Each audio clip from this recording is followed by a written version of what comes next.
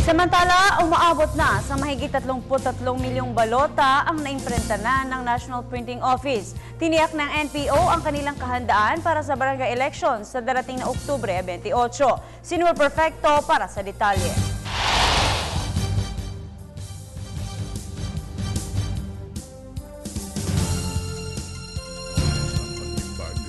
Mahigit 54 na milyong opisyal na balot sa ipatutupad na barangay at sangguniang kabataang elections ngayong October 2013.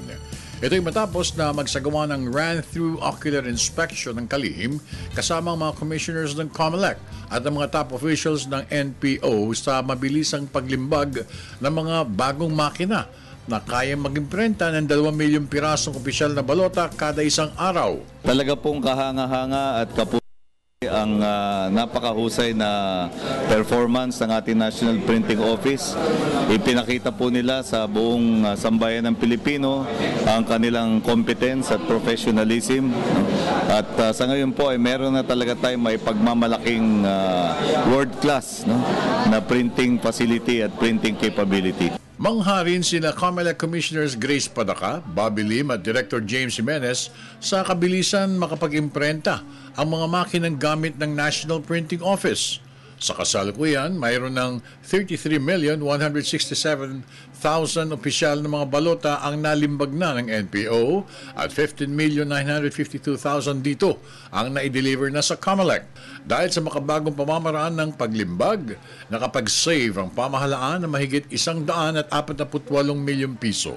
Handang-handa po sapagkat doon sa shipping plan na sinagawa nila Director Andaya, inuuna yung mga pinakamalalayong lugar sa Timog at saka Kanluran.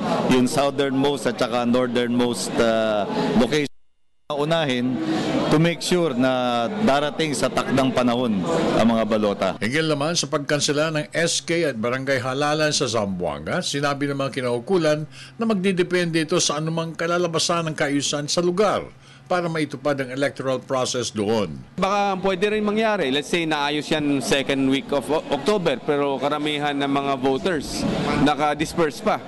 So, sino maboboto?